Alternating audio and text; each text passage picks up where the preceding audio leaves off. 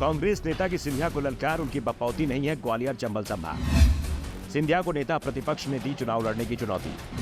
चुनाव लड़े तो सिंधिया को पता चल जाएगी उनकी हैसियत। देश में मौसम चुनावों का चल रहा है। 8 महीने बाद लोकसभा का चुनाव होना है और लोकसभा चुनाव से पहले 5 राज्यों में विधानसभा के चुनाव होंगे। विधानसभा चुनाव का ऐलान 7-8 सप्ताह बाद ही हो जाएगा।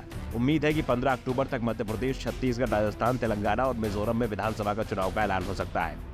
दावा तो यहाँ तक किया जा रहा है कि इनके साथ ही आंध्र प्रदेश विधानसभा के चुनाव भी कराए जा सकते हैं। मध्य प्रदेश में विधानसभा चुनाव बेहद करीब है, ऐसे में इसे लेकर जमकर सियासत भी हो रही है और सियासत का केंद्र इस समय ग्वालियर चंबल रीजन बना हुआ है, क्योंकि 2018 में हुए विधानसभा चुनाव में प्रदेश में कांग्रेस की सरकार इसी रीजन के चलते बनी थी।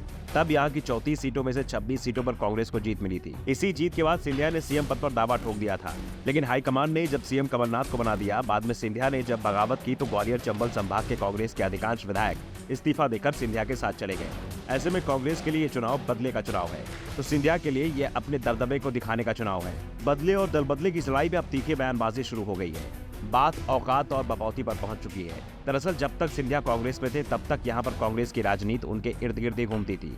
यहाँ के 7 जिलों में प्रदेश कांग्रेस अध्यक्ष से लेकर चुनाव में उम्मीदवारों के चयन तक में सिंधिया की ही चलती थी। ऐसे में जब सिंधिया ने कांग्रेस छोड़ी तो कई जगह पूरी की पूरी कांग्रेस भी बीजेपी में चली गई थी, लेकिन 3.5 साल बाद कांग्रेस ने अपने संगठन को फिर से मजबूत बना लिया है और मुकाबले में फिर डट गई है।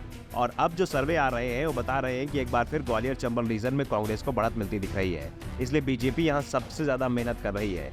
अभी प्रदेश के सीएम शिवराज सिंह चौहान और केंद्रीय मंत्री ज्योतिरादित्य सिंधिया दोनों ही नेता प्रतिपक्ष के चुनाव क्षेत्र लाहार पहुंचे थे और दावा किया था कि इस बार लाहार इतिहास बदल देगा। जो लोग लाहार को अपनी बपौती समझते हैं उन्हें यहाँ की जनता सबक सिखा देगी। सिंधिया ने डॉक्टर गोविंद सिंह का नाम लिए बिना कहा था कि लाहार ने 7 बार देख लिया आपके यहाँ क्या विकास कार्य हुए हैं। कुछ लोग मानते हैं कि लाहार उनकी बपौती है। अब की बार भाजपा से प्रत्याशी कोई भी हो, क्या आप परिवर्तन के लिए तैयार हैं? दरअसल नेता प्रतिपक्ष डॉक्टर गोविंद सिंह पिछले 7 बार से लाहार सीट से चुनाव जीत रहे हैं।